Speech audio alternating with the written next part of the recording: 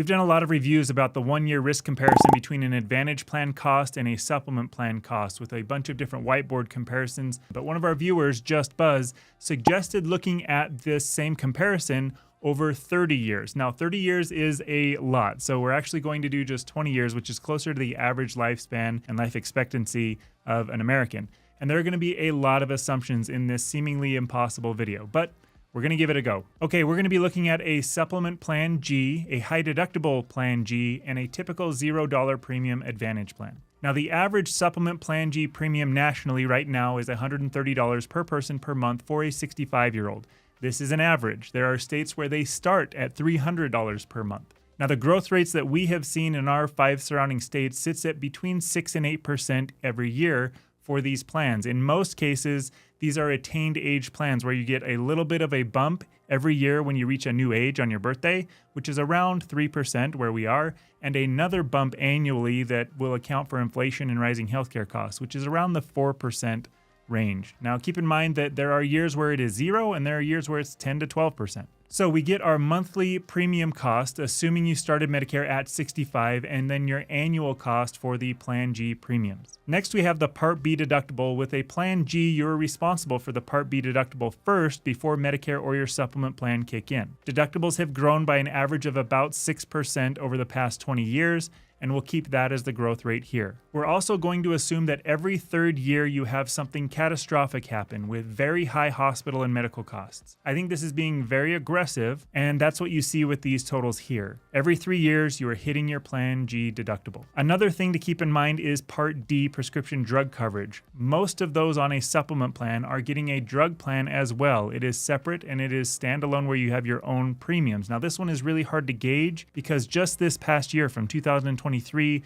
to 2024, the average Part D premium amount went up by about 76%, from $31.50 as the average to $55.50. With the changes coming to Part D in 2025, I would imagine that this will go up again. So I feel like I'm being a little too generous here with just a 6% increase per year. But again, you can mess with these numbers as you'd like. Next to that, we have the Part D annual premium costs. Finally, our last columns are going to be the Part B premiums. These are income dependent, so those on higher incomes will have higher numbers. Those with low incomes, as in Medicaid, may have lower numbers, but most people have the base premium. Since Medicare started, the average increase has been 7% per year. The last 20 years, it's about 5.6%. So I'm going to put this at a 6% growth rate. And as we go to the bottom here, over the course of 20 years, we are looking at a total cost across all these columns at $183,853.13. We can call that $184,000 over 20 years with a supplement plan G. A plan that has become a little bit more popular is the high deductible plan G. So let's look at those numbers. High deductible plan G has a lower monthly premium, but there is that higher deductible to worry about in a bad year.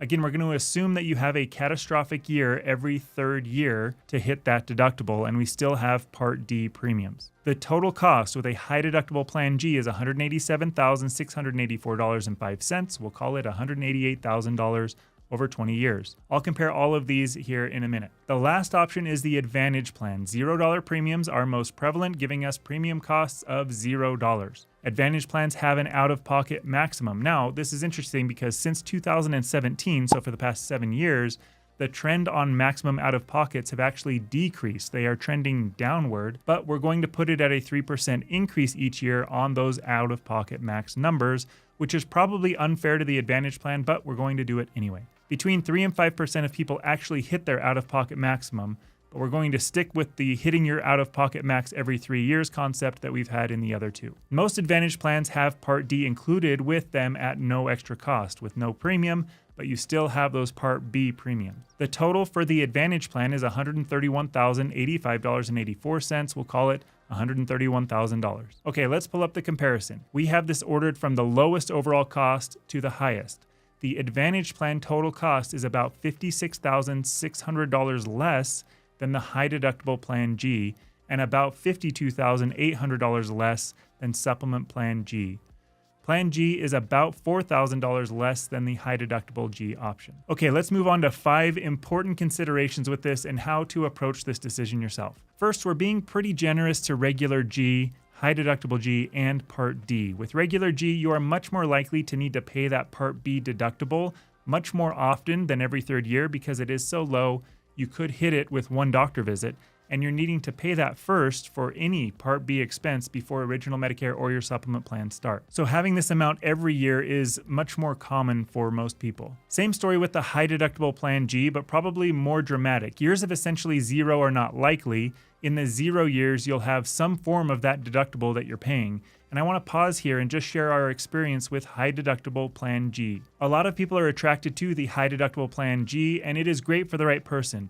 But the more years you have something go wrong, the more dramatic the difference is between regular G and high deductible G, meaning regular Plan G will have more savings to you than the high deductible Plan G. So we have a lot of people that have been on a high deductible G and they love it because they don't have those high premiums. We've also seen people who get on it knowing about the high deductible, but once those bills start coming in, they get pretty frustrated with the costs and they want to switch to a regular G or a Plan N. And depending on where you live, this isn't always easy. So just something to keep in mind. High deductible G is great, but it does have its downsides. With Part D, we already mentioned this, but that growth rate is quite conservative. We expect a sizable jump again in 2025 because of the changes coming to the Part D program. So anything higher than the 6% growth rate would skew these numbers even more in favor of the Advantage plans that have that Part D included at no extra premium. Also, the reality of an Advantage plan, like the Plan G, is that every year you'll have some form of copays rather than years of zero,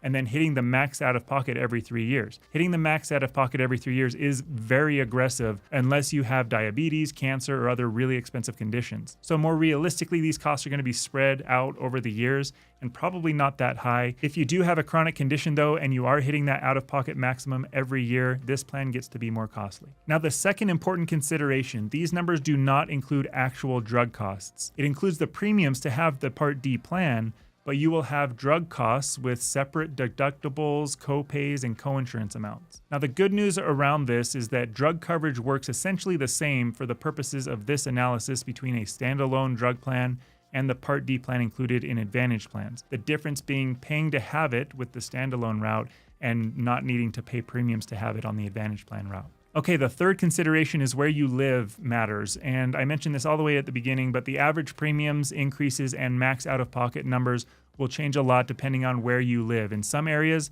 Plan G starts at $300 a month instead of the $130 that we used in this video. In some areas, there are Advantage plans with a $500 maximum out-of-pocket, or in other areas of over $8,000 as the max out-of-pocket. So where you live matters. Two more important considerations. This next one actually being a huge deal, and that is HSA dollars matter. Let's actually look at this tab that I built here. You are not allowed to use HSA dollars to pay your supplement plan premiums. You are allowed to use your HSA dollars to pay for the deductibles, Part D premiums, and Advantage plan copays and coinsurance. Remember, once you go on Social Security, Part B is coming out of your Social Security check. So when we look at the money that you need to have on hand to pay for this, about $84,000 is coming from your Social Security check. For regular Plan G, you can use your HSA to pay for the Part D premiums and the small deductibles, totaling about $30,000, but you need to have the dollars available to take care of the $70,000 you're looking at in premiums over the course of those 20 years. High deductible G is a little different.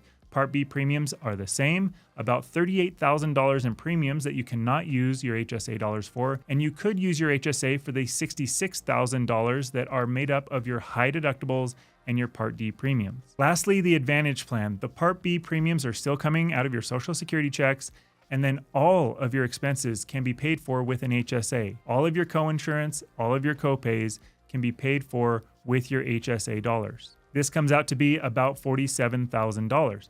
And for all of these numbers, for you couples out there, you need to double them. So financially, with an Advantage plan in this totally made up scenario, the couple would need about $100,000 in the HSA and they would be set for life. We do see this happen, and if not $100,000, we still see quite sizable HSAs at this point in the $60,000 to $70,000 range. Now, high deductible G, the couple would need to have almost $80,000 just for the premiums and another $130,000 in an HSA or other places to cover. And with regular Plan G, the couple would need closer to $140,000 for premiums and about $60,000 in their HSA or other accounts. Okay, the last important consideration, cost isn't everything. For some people, it is, period. It is all about the dollars. For others, freedom to choose your doctors, the peace of mind knowing that something isn't going to be denied, the freedom that comes with original Medicare with one of the supplement plans versus the managed care option of the Advantage plans, for some people that outweighs the cost differences. So this is by no means me saying go with one of these plans over the other. For many people who can afford the supplement plans, this is what they want. They want that freedom.